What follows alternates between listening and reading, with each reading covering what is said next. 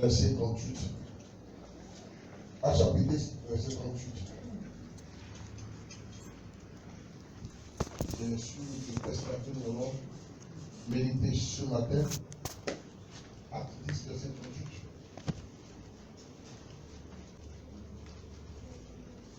Actes chapitre 10, verset 38. On se tient tout le monde pour la lecture. Et dans la parole de Dieu, vous savez comment Dieu a oint du Saint-Esprit et de force Jésus de Nazareth, qui allait de lieu en lieu, faisant du bien, guérissant tous ceux qui étaient sous l'emprise du diable, car Dieu était avec lui. Amen. Amen. Amen. Amen. Asseyez-vous, que Dieu vous bénisse.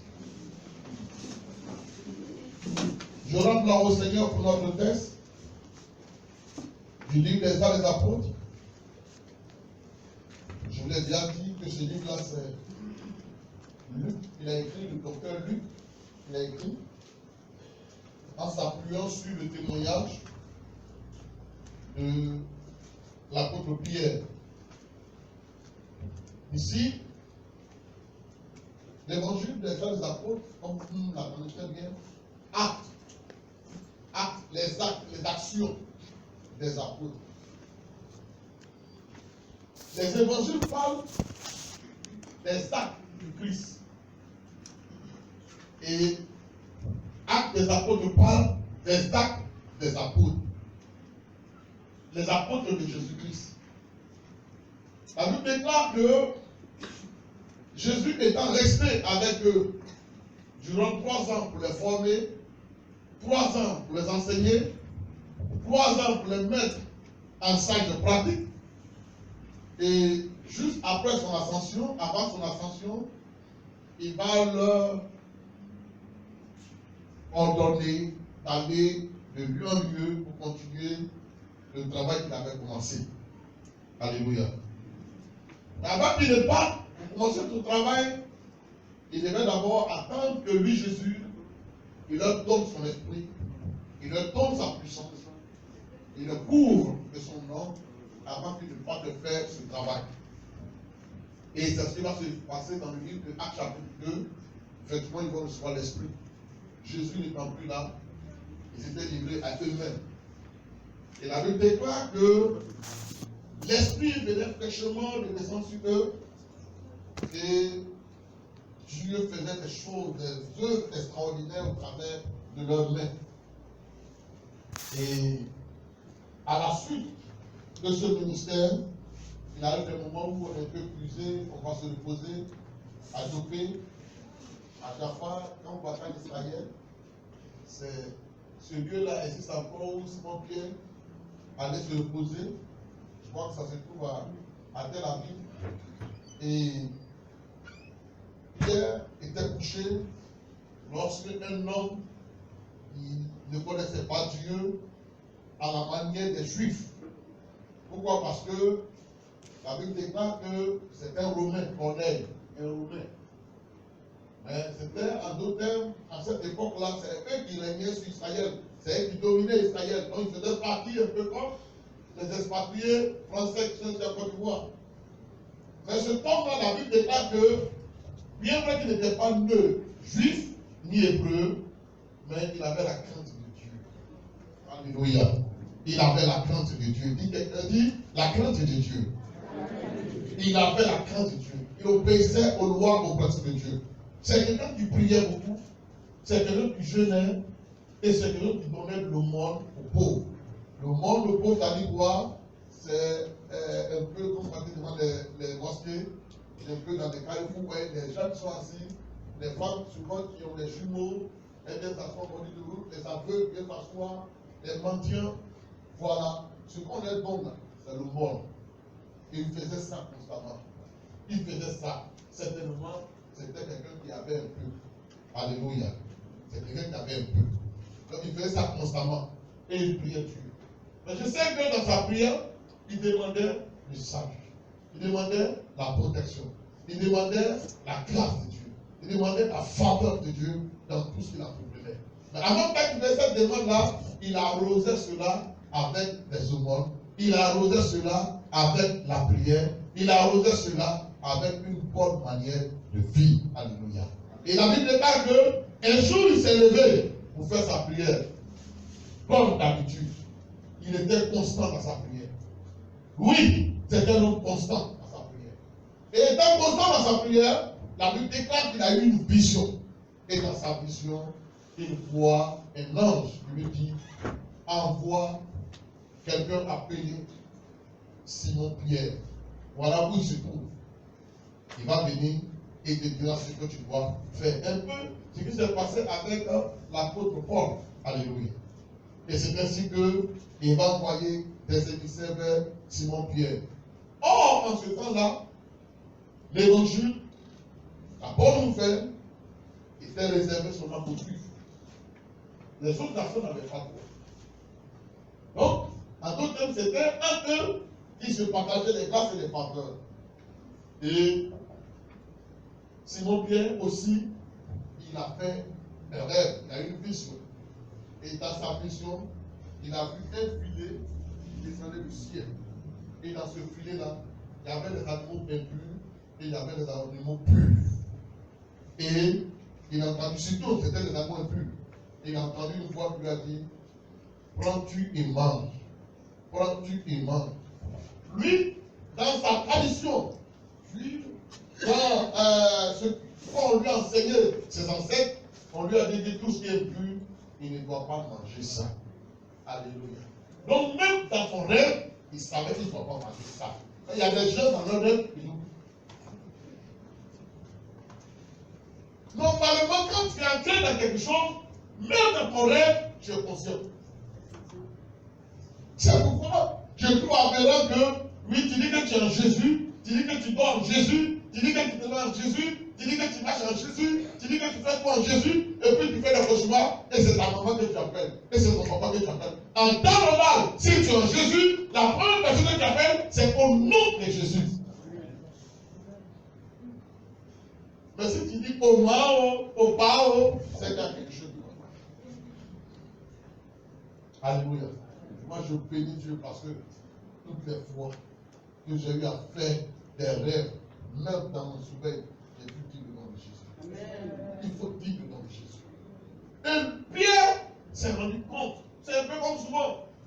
Ici, dans le monde physique, vous savez que la personne est morte. Et puis dans votre rêve, vous n'avez pas coupé avec la personne. Mais à quel moment vous devez aussi savoir dans votre rêve que la personne est morte. C'est comme ça. Vous devez savoir que la personne est morte.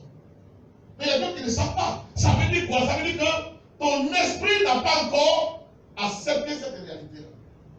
Il y a quelque chose qui ne va pas. Et c'est quoi? Bizarrement, tu es visité par l'esprit de mort.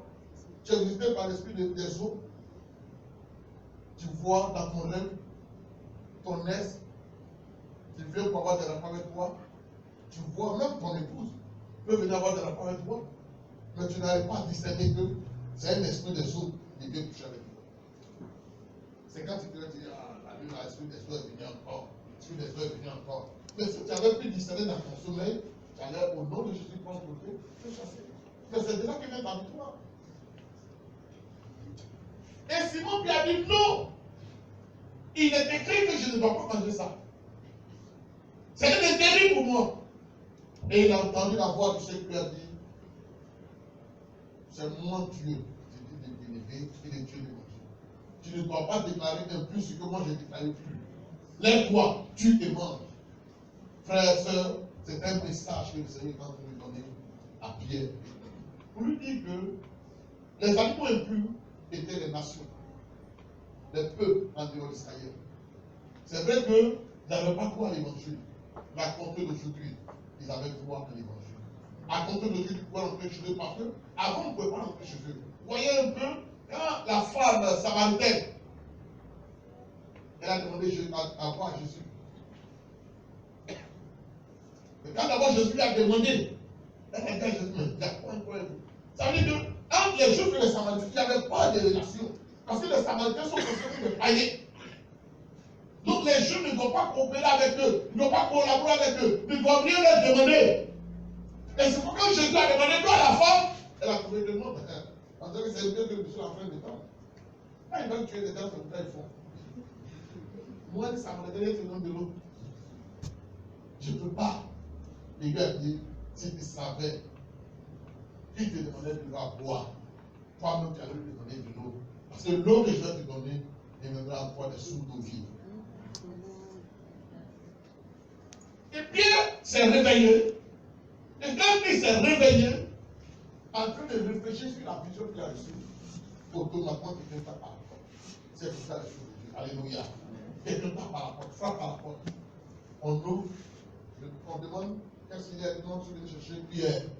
Notre Dieu est un Dieu de précision.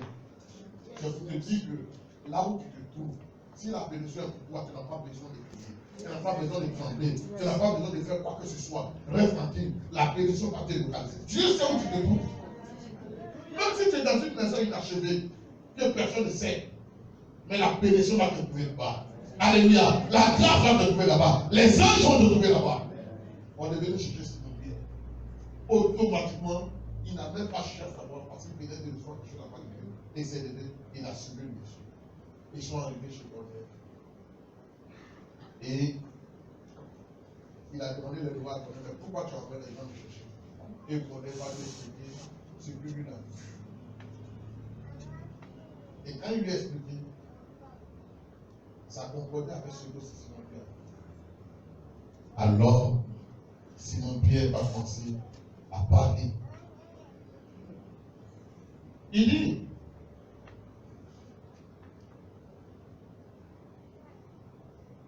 verset 33, aussitôt j'ai envoyé vers toi, et tu as bien fait de venir. Maintenant donc, nous sommes tous devant Dieu, pour entendre ce que le Seigneur a ordonné de nous dire.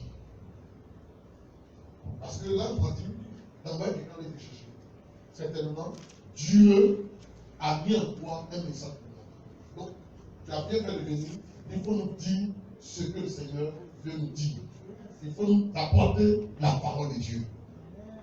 Et la Bible déclare au verset 34, alors Pierre, ouvrant la bouche, dit, en vérité, je reconnais que Dieu ne fait point d'acception de personne. Alléluia. Il venait de recevoir une révélation. Dieu ne fait pas d'acception de personne. Ce matin, ma soeur, ce matin, mon frère, quel que soit ton problème, quel que soit ton besoin, quelle que soit ta réalité, Dieu ne fait pas d'acception de personne. Dieu ne dit pas parce que tu es mince, Dieu ne dit pas parce que tu es gros, Dieu ne dit pas parce que tu es géant, Dieu ne dit pas parce que tu es saint, alors je vais te bénir et je ne vais pas bénir l'autre. Non, Dieu ne fait pas d'acception de personne. Dieu bénit tout le monde. L'évangile n'est pas réservé à un groupe de personnes, à une classe de personnes. L'évangile est pour tout le monde. L'évangile est pour le pauvre. L'évangile est pour le riche. L'évangile est pour le misérable. L'évangile est pour le mendiant. L'évangile est pour le malade. L'évangile est pour tout le monde. Même le rebelle, même le meurtrier, même celui qui fait des avortements. L'évangile est pour lui. Dieu ne fait pas d'acception de personne. Quand tu te regardes, tu te vois petit ou petite, tu te méprises, tu te dis, dans ma galère là, est-ce que Dieu me voit dans ma situation là? Est-ce que Dieu me voit dans les problèmes là? Est-ce que Dieu me voit? Moi là, nous là, on ne donne pas grâce à nous. Et Dieu nous voit aussi. On ne veut pas une grosse offrande. Ça là, c'est les babakels qui voient. Oh, peu importe, oui, la valeur de ton offrande, peu importe le montant de ton offrande, Dieu ne tient pas compte de ça. Dieu te voit. Ce matin, tu es assis là, quel que soit le problème que tu as, quelle que soit la réalité que tu as, quelle que soit la situation que tu traverses, Dieu te voit. Et le Seigneur est prêt, il est capable de te sortir de là. Il est prêt, il est capable de te libérer. Il est prêt, il est capable de te guérir. Il est prêt, il est capable de changer ta situation. Dieu ne fait pas d'acception de personne. Cesse de pleurer, cesse de te lamenter, cesse de dire que déjà dans ce monde, les gens sont conduits, les gens ils cèdent leur connaissance, ils cèdent leurs amis, ils cèdent leurs relations. Moi relation. Je vais te dire une chose. Tu as une relation. Tu as une bonne relation. Tu as une grande relation. Et ta relation s'appelle Jésus-Christ de Nazareth. C'est lui qui a accepté de mourir pour la croix du Calvaire. C'est lui ta relation. Mais, quand toute une nation, c'est lui qui le craint et qui pratique la justice, lui est agréable.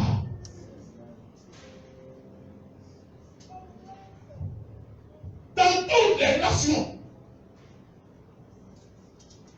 toutes les nations, dans toutes les ethnies,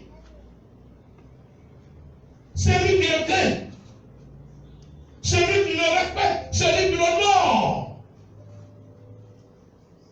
Et celui qui pratique la justice est agréable à Dieu. Frère, n'attends pas d'avoir une villa pour être agréable à Dieu. N'attends pas d'avoir de l'argent pour être agréable à Dieu. Je vous l'ai dit le temps passé, c'est déplorable, c'est misérable. Tout à l'heure, on va prendre le micro et demander à un frère, à demander à une soeur, pour toi la bénédiction de Dieu c'est quoi? Elle te dit la bénédiction de Dieu pour moi, c'est d'avoir une villa. La bénédiction de Dieu pour moi, le doigt te dit, c'est d'avoir une voiture. L'autre a dit la bénédiction de Dieu pour moi, oui, c'est de voyager. L'autre a dit la bénédiction de Dieu pour moi, c'est de me marier. Frère, sœur, ce n'est pas ça la bénédiction de Dieu. Tu te trompes, ce n'est pas ça la bénédiction de Dieu.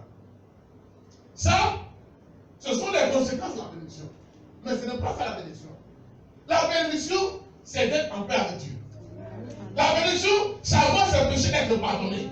Sa bénédiction, c'est d'être enfant de Dieu. Alléluia.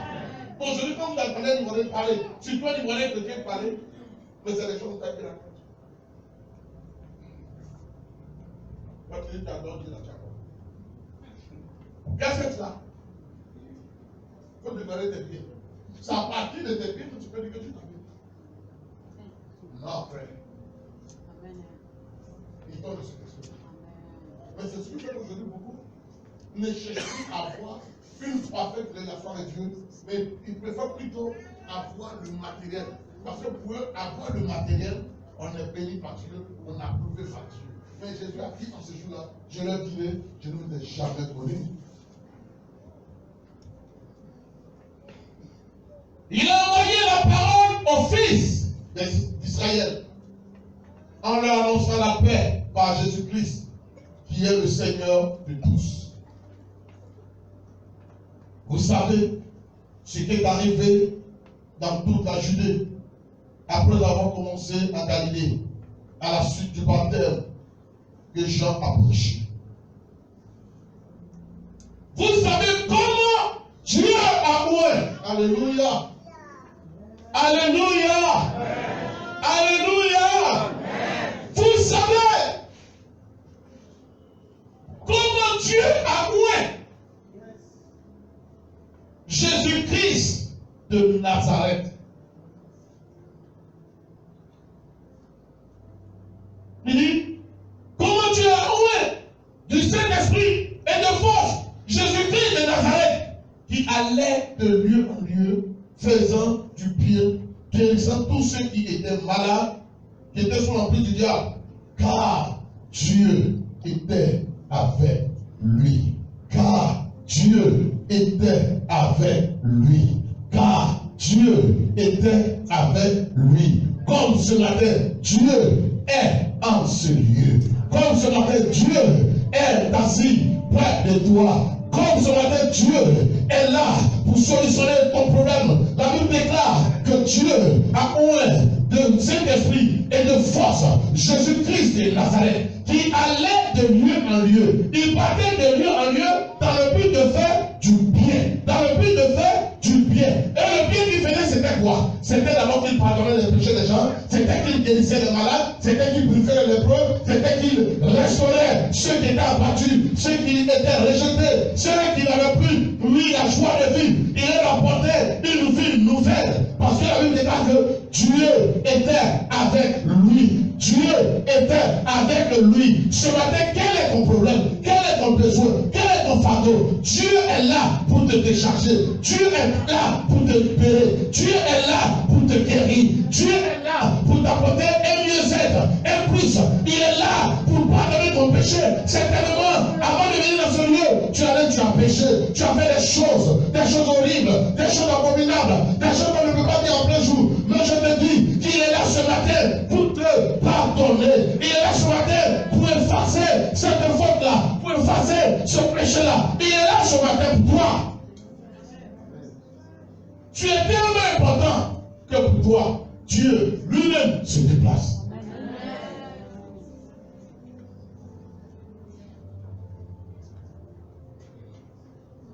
Le monde allait faire venir quelqu'un. Elle le disait. Le monde allait faire venir quelqu'un.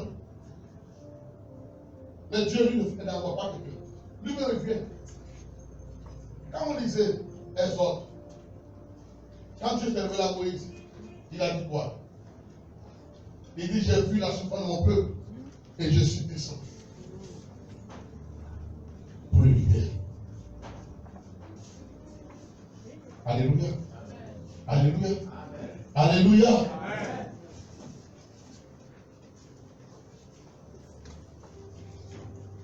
Je ne veux pas trop parler. Parce que le Seigneur me fait son travail.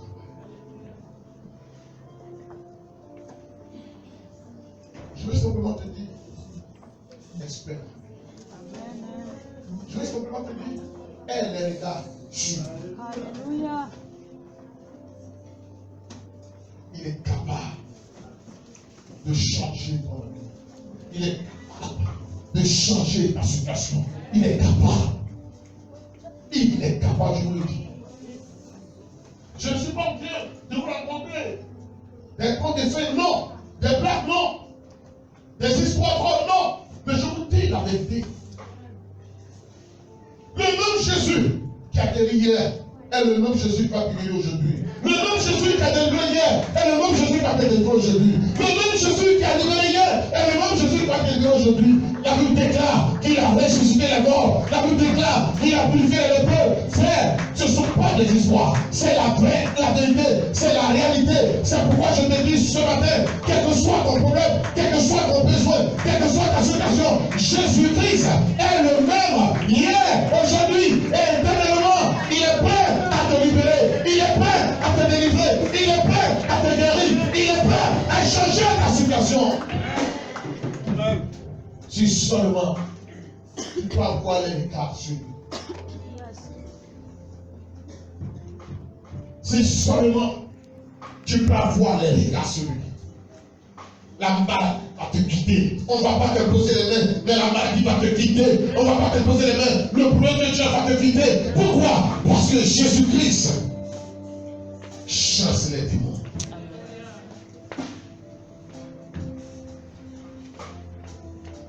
Alléluia. Alléluia. Alléluia. C'est la vérité. Si, pour quelqu'un qui est au bout du fil, il a des centaines de kilomètres, par le portable, on touche la personne et il guérit la personne. Ce n'est pas quoi qu'elle a qui va guérir.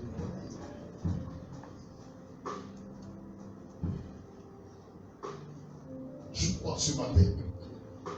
Je ne sais pas quoi, mais il y a une joie qui m'anime, il y a une force qui m'anime. Et Dieu va faire de grandes choses.